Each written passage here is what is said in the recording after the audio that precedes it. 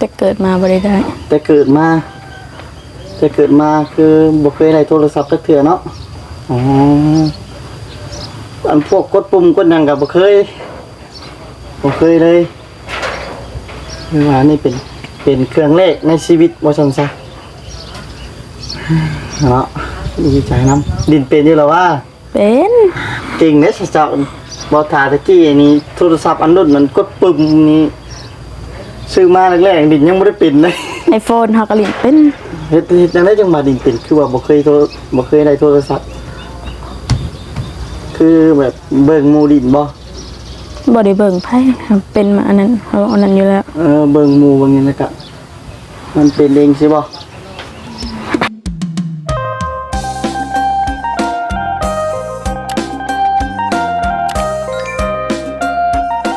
น้องเลยนะกับทางพระสมัยน้องมาในประเทศน้องประเทศปากฝนที่ตอนรับขับส่องสามโมงคือเก่าพวกในพี่น้องนี่เนาะคือว่ามื้อนี้ทั้งหมดอะไรมาขายทำอะไรมุกเพิ่นคือว่ามาสีขาวก็เลยเดินมาขายทำอันดีน้องไม่เตยพวกในพี่น้องไม่ผมเนาะทางการเงินเลยพูดก็ตกแห้งอยู่ดิเราเห็นงานยังลูกสาวเราสวยว่าสบายดีเด้อน้องมือโอ้ยการสอนน้องไม่เตยมาโมมีพอดีว่าเอาเข่ามาสีก็เลยให้ทั้งสองมุกเพิ่นดูเอาลูกมีคนสีเขาให้น้องไม่เตยไอ้น้องนะมาสงสัยยุแล้วว่าเมนไทยน่ะนะเมนฟูนที่ว่าพาไปสวนน้ำเพราะเราเฮาอยากงงแล้วคือว่าสับไปอยู่สับกันมาเปลี่ยนกันมาเมียลูกน้อยได้เฮ็ดได้ซะมีคนเอาลูกเป็นจังได๋ละกินข้าวกินน้ำนะบ่นี่ยังบ่ได้กินแล้วเพิ่นนี่เพราะว่าเตาไปไว้อยู่เฮือนหลังนั้นเนาะเพิ่นกับเวลาเพิ่นนึ่งข้าวนึ่งน้ำเพิ่นก็บ่ได้เอาให้เจ้าบ่ล่ะเอาให้เฮาบางเทื่อเฮาก็บ่ได้กินนํเขาเพราะแบบบางเทื่อก็มันก็อยากบางเทื่อมันบ่อยากบ่แล้วเพิ่นใส่ยัดใส่ติ๊บใส่หยังมาให้เจ้าบ่ได้บ่ได้ไรบ่เราอย่ามันแห้งเลยบ่นั้นมีแต่เอิ้นไปกินซื่อบ่แล้วก็เป็นช่วงนะแม่เนาะทางที่ดีคือไอ้เว้าหั่นแหละเฮาก็พอมีเงินแล้วเอาเตามาซื้อถ่านมาจักสอบนึงเด้อมาไว้1ข้าว1น้ำอีกกลางเนาะเห็นอยู่แล้วว่านะแม่นแห้งอยู่ยังก็บ่ได้หลายปานใดถ้ามันสิบวมช่วงเดือน9เดือน10พุ่นแล้วเนาะล่ะบวมอยู่บ่บ่ได้บวมอันนี้บวมมันก็ใส่งานได้เด้อแห้งอยู่ข้างหลังไอ้น่ะตารางนี่เนาะแม่นใช้สัตว์มาติ้งตัวสมองใบเตยบ่อย่าเข้าให้เขาสัตว์มาแล้วเด้น่าเบิดเพื่อนห้อมบ้านนี่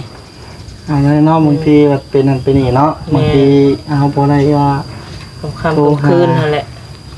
หรือว่าสัตว์หาเนาะเมื่อวานนี่ก็เพิ่นสัตว์หาทั้ง2โมงนะมีฝนตกน้ำเนาะเพิ่นก็เป็นห่วงแล้วเป็นห่วงวัดซองอะไรวะเป็นได้วะ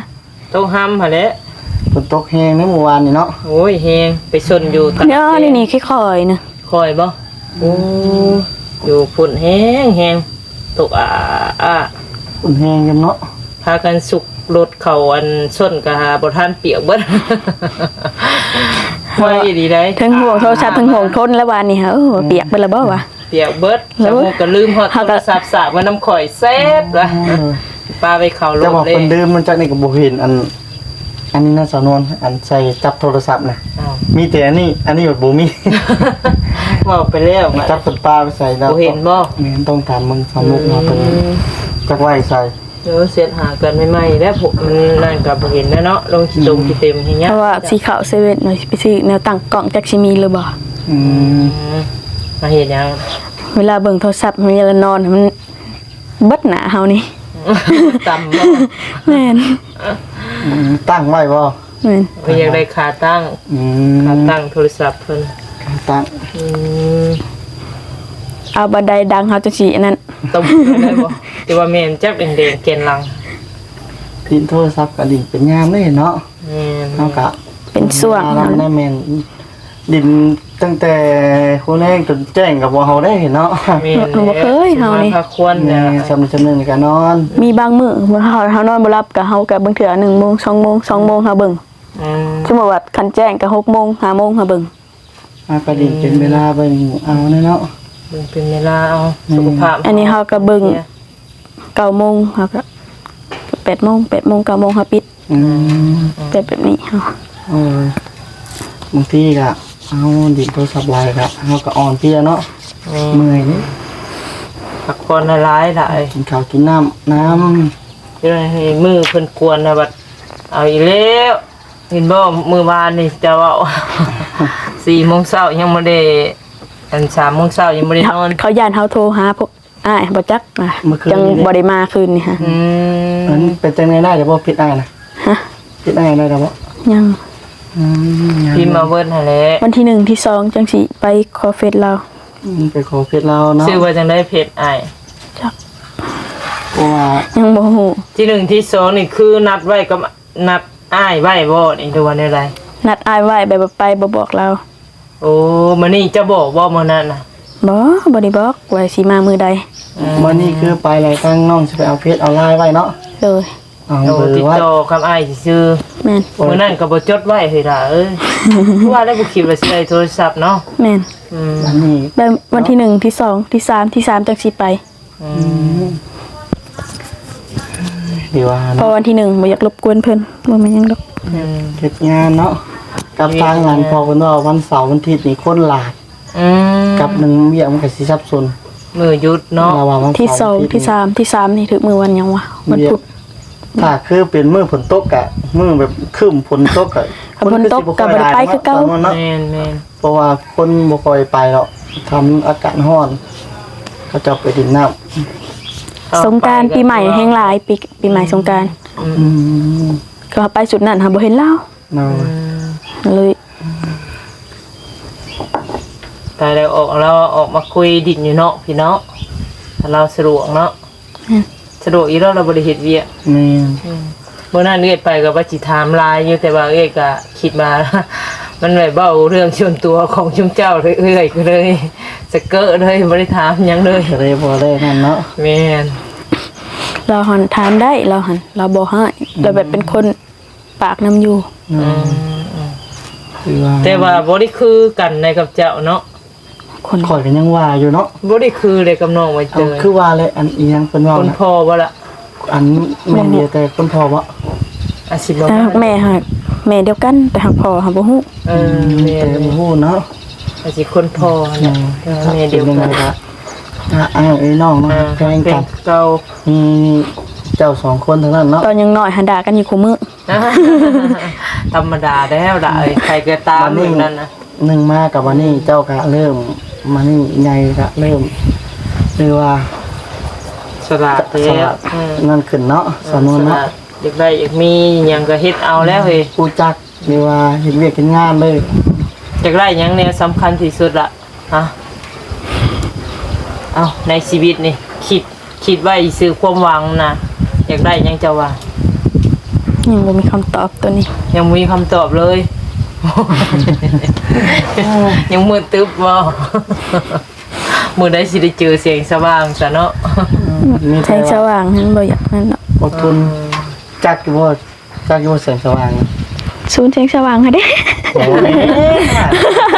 สำนวนเนาะ โอ้จ้าคือสั่งเลยนะ แสงสว่างก็คือแบบว่าให้อนาคตเฮาดีขึ้นกว่าเก่า มีความสุขหรือว่าอนาคตเราวันนี้เจ้าของผู้จักความยังขึ้นวันนี้เฮากะหรือว่าคือจังซี่กันหนึ่งมากกันยังบ่มีไผเพิ่งเนาะ ส่งอันนี้มื้อเช้านี่ก็ปากแตกลงคันไดเช้านี่มันอันนั้น ยาวเกินนั่นแหละบ่เทะเบิ่งเนาะเมื่อวานความสูงเจ้าเท่าไรล่ะ ลืมละ เอ้า จอดเนาะเนาะ จอดเอาจอดบ่ได้แล้วบ่ อัน ทา นี้ก็ชมเสือไม้อันที่ทั้งสามุกกับสามุกปฏิภาฟังวานนี่ นี่แหละ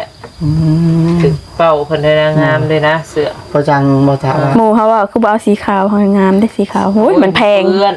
สีขาว เปื้อนไว เปื้อนไว มันนั่น อ่า มันคำเจ้ามันซักให้เนาะ ๆ นุ่งไปตะกี้ต้มนิดนึงกับเพื่อนนะสางกิน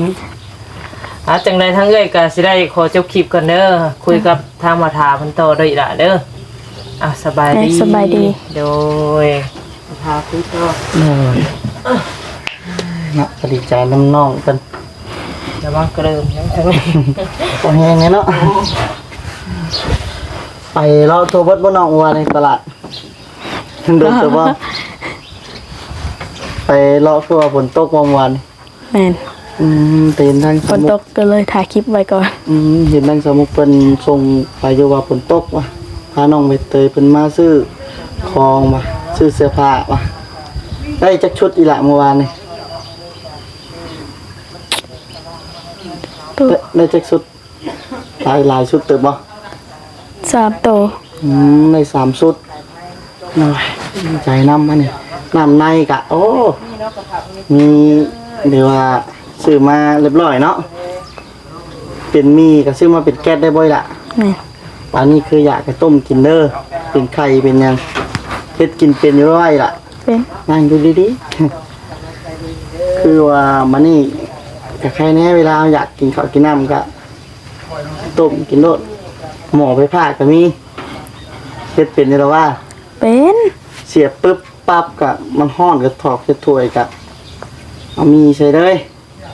อยากได้มันคุยๆลายๆก็เอาถ้วยโขกไปแอมมันคุยมันยังเต็มถ้วย เรือฮัดเห็นเวียกเห็นงานนี่แหละกลับมานี่ทางมาถาสิบอกว่าถาคืออันนี้ก็ฮัดไปหาลำให้ลำหน้าน้ำคนเจ้าไก่เท่านั้นก็คนบอกไปลำให้ลำหน้าก็ไปลำก็พอได้เงินหรือว่าซื้อกินเนาะ ช่วงนี้ก็ยังพอใครอยู่มีเวียกมีงานเฮ็ดลำให้ลำหน้าอยู่ในบ้านนี่มือเท่าไรละ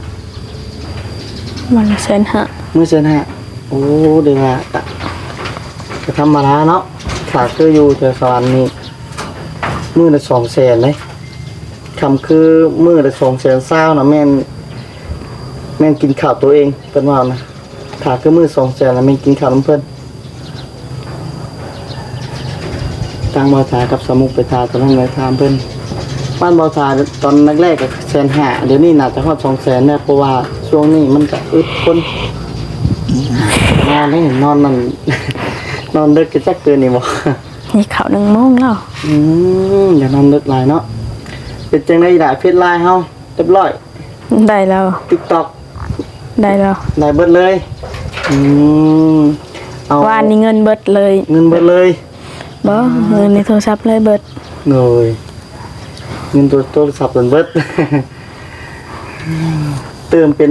เดือนบ่คือเป็นอันนี้อะ เป็นอันบ่ได้เป็นเดือน เป็นเติมเป็นบัตรเอาเป็นบัตรนี่ถ้าเจ้าดินเข้า YouTube นี่สิได้อยู่2มื้อคำห้าบ่เข้าสิได้อยู่3มื้อถ้าเข้าในมื้อ เฮาผัดเขา YouTube ลิน TikTok หลายอย่างเฮาลินค่ะ คำเจ้าดินหลายอย่างนี่มื้อหนึงนี่บ่ถามว่ามื้อละ 10,000 นี่บ่ขาดแล้ว มื้อละ 10,000 นี่เรียกว่าเกลี้ยงในนะโอ้10มื้อก็100,000 3มื้อก็200,000 30มื้อก็300,000โอ้หลายเด้ เมื่อวานนี่ก็เบิด20,000วันนี่ ดี ซื้อ บ่ บัตร ดีว่าจะลง TikTok นั่นนี่มื้อละ 10,000บ่ขาดคำจักเป่าถาม เมื่อวานนี่ซื้อบัตรเบิด20,000 เลยมีแต่ประหยัดน้ำไม่ได้ละตัวใดมันนั่นเท่ากับประหยัดเซฟตัวเองน้ำเงินคำหรือว่าต้องเอาไว้ในตัวเองเวลาไปหันไปนี่ ถือไปตลอดเฮา โอ้ยเวลานั่นก็ล็อกเลยเรือนซ่านเด้อเราต้องเบิ่งนี่เนาะกับเวลาโทรศัพท์กับเฮากะอันลึกพอน้ำเฮาก็บอกคอยคือดินกับดินเป็นเวลาอีหล่ะถ้าเจ้าดินลายดิน TikTok นั่นนี่ลายครับมันกับเปลืองเงินเนี่ยย่านโมเมนต์อย่างเนาะย่านเจ้าบ่มีเงินซื้อบัตรนะ แต่ไปหา เฮาผัดบ่ได้ มาเลยเนาะ ค่อยใส่เงินเปลืองตกมาเดือนนี้ โดยผู้ใหญ่เป็นซอยทางมาตาก็ดีใจนํมีโทรศัพท์ยังใช้แต่ใครแน่บัดนี้หรือว่าบ่ตาสิถามเลยว่าครั้งแรกบ่สิได้โทรศัพท์นี่ ครั้งแรก หรือว่าครั้งแรกในชีวิตเลยแม่นบ่ เลย อ๋อหรือว่าบ่แล้วก็คือทางน้องใบเตยนี่บ่เคยได้จักเทื่อ แต่เกิดมาบ่ได้ แต่เกิดมาคือบ่เคยได้โทรศัพท์จักเทื่อเนาะอ๋ออันพวกกดปุ่มกดหยังก็บ่เคยเลยคือว่านี่เป็นเครื่องแรกในชีวิตว่าซั่นซะเนาะดีใจนํดินเป็นอยู่แล้วว่า เป็น เก่งเด้เจ้าบ่ถาตะกี้นี่โทรศัพท์อันนั้นมันกดปุ่มนี่ซื้อมาแรกๆดินยังบ่ได้เป็นเลย iPhone เฮาก็เล่นเป็น เฮ็ดจังได๋จังมาดินเป็นคือว่าบ่เคยได้โทรศัพท์คือแบบเบิ่งหมู่ดินบ่ บ่ได้เบิ่งไผเป็นมาอันนั้นเอาอันนั้นอยู่แล้ว เบิ่งหมู่เบิ่งนี่แล้วก็มันเป็นเองสิบ่มันบ่ได้ยากบ่อยล่ะหรือว่าครั้งแรกในชีวิตน้องใบเตยว่าที่ได้โทรศัพท์มีแต่รักษาเอาเลย เนาะ อย่าทิ้งตัวที่เลยกลับเวลาไปดินไปยังป้าไว้ยังเขาละเอาเลยเนาะใส่อันว่าเค็ดเป็นร้อยบ่ เฮ็ด ใช่อย่าบอก สีม่วง ใช่มาเบิ่งเลยล่ะพอถาท่านได้เห็นนะบ่แล้วค่ะเห็นแต่ในอันนั้นเห็นในทางสามุกเป็นอารมณ์ว่ามันจะเบิ่งตัวจริงอ๋อเบิ่งอ่ะโอ้ชื่อเคสว่านี้บ่ได้ใส่ ใส่อะซื้อมาเบิ่งนี่ไปเอาพ่อไว้แล้วพ่อแม่พี่น้องเลยนี่เนาะโอ้เบิ่งอ่ะสิเจ้าบ่เลือกเองนี่ เลือกเอง หักไปดิเนี่ยมึงสีดำโอ้เป็น3 อันเนาะ สีขาวก็มีตัวเขาแถมมาสีขาว สีขาวเสื้อไหมดีเนาะ สีขาวเฮาบ่ค่อยใส่ อีกละเอาไว้ได้อยู่แล้วว่าเพชรอันว่าคนนั้นคนนี้คนที่มาถ่าย YouTube ได้ เวลานั้นจะคนเลยโทรหาเพิ่นเนาะ บ่ได้แต่เพชรเจ้า คิดว่าถ่ายกับสามโมงอันเดียวกันนั่นแหละ เพชรไม่นวลครับนวลบ่ได้มันบ่เห็น ไม่มีท่านมีแต่ใครนี่เข้ามาเนาะคือมีแต่ท่านสำนวนกับบทานนี่บ่ แม่ยังบ่ได้เข้ามามื้อนี้ฮะมีแต่2คนนี่แหละ โอ้ยวันนั้นมงไปเนาะแจ้งครับจะว่าอีหละ แจ้ง สมัยเนาะคือผมปุ๊บ เป็นจังได๋บ่ถามความรู้สึกเนาะนี่นึงเนาะว่ามือแรกได้โทรศัพท์มือแรกนี่เป็นจังได๋ ดีใจหลาย บ่ถาเขาเบิ่งพุ่นป้าดีใจน้องๆคือว่า แบบว่า เบิ่งน้องไปเตยนี่ดีใจแฮงว่ะ ตอนแบบว่าเราเว้าภาวะแสดงให้เอื้อนี่เด้อแต่เฮาแบบงงๆแต่เรามื้อนี้เราคือแปลกว่ะ ตอนสมุกได้หยังเนาะมาเซอร์ไพรส์ดิ จะคิดแล้วในใจ ไม่เคยสิมีเต็มทางว่าถากับเบิ่งรุ่นอยู่ได้ว่าน้องไปเตยสิซ้ํตัวแบบใดเนาะเปิดมาแรกหม้อหุงข้าว ตัวนั้นตัวนี้เนาะเบิ่งเนี่ยโอ้ตายรุ่นอยู่พอเปิดออกเห็นกล้องมันบ่ เห็นอันนั้นหมกเราเปิดบ่รถแต่ตอนที่1เฮาอยู่กกม่วงแต่เฮายังบ่เห็น บัดพอเฮาย่างเข้าไปใกล้ไปว่าแบบโคตรดีใจเลย คือดีใจเลยเนาะมีแต่หักษาเอาอยากเป็นซื้อให้ได้มีแต่ผู้จักหักษาเอาดีใจน้ำเจ้าเนาะเก็บเก็บตัวนั้นตัวนี้พอว้าววัดตุ่มเงินอยู่ ซิมอย่ามันเหี่ย เก็บไว้เด้อพวกซิมกับพวกอีเมลนะ